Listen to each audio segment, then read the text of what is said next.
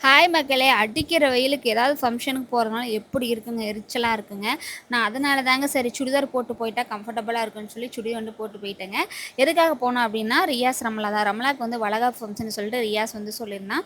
So அதுக்காக போயிட்டு வந்துடலான்னு சொல்லிட்டு போனோம். ஆனா அவங்க வீடு போக போக போக தடமே போயிட்டே இருந்ததுங்க. கிட்டத்தட்ட அவங்க ஈசா மருதமலை பக்கத்தில தான் அவங்களோட வீடு இருக்கு.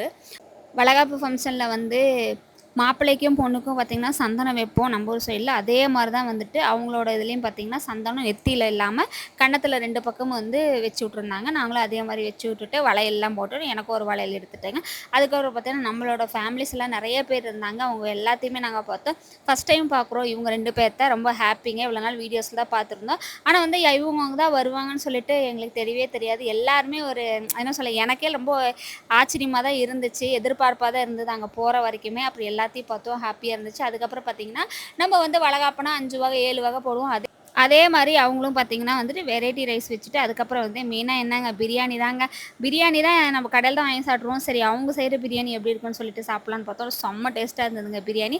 அதுக்கப்புறம் எல்லாம் சாப்பிட்டு முடிச்சு கொஞ்ச நேரம் ஃப்ரெண்ட்ஸுங்களோட பேசிட்டு அப்புறம் வெளிய வந்து பார்த்தா, இதில பொண்ணு, பையன் அப்படிங்கிற ஒரு சொல்லியிருந்தாங்க. சரி இதில வந்து நம்ம பொண்ணு செலக்ஷன் பண்ணலான்னு சொல்லி பொண்ணு செலக்ஷன் பண்ணி வச்சுட்டு கொஞ்ச நேரம் பேசிட்டு, அதுக்கப்புறம் போயிட்டு வரேன்னு சொல்லிட்டு உள்ள நம்மளோட ஃப்ரெண்ட்ஸ் எல்லாருமே இருந்தாங்க. அவங்க எல்லாத்துக்கிட்டயும் நாங்க சொல்லிட்டு போயிட்டு வரோம்ன்னு சொல்லிட்டு, அதுக்கப்புறம் உள்ளேயும் போயி உள்ளே துர்கா, அஸ்வின், சாரு, ராஜா சர்மா, ராஜா ரூபி இவங்க எல்லாருமே இருந்தாங்க. அவங்ககிட்டயும் போயிட்டு வரோம்ன்னு சொல்லிட்டு வெளிய வந்தோங்க. ஆனா வெளிய வந்துட்டு ரொம்ப நேரம் கழிச்சு தான் நாங்க போனோம். அதுக்கப்புறம் மறுபடியும் ஃபோட்டோஸ், வீடியோஸ்லாம் எடுத்து நாங்க கிளம்பிட்டோங்க. சூப்பரா இருந்ததுங்க டே.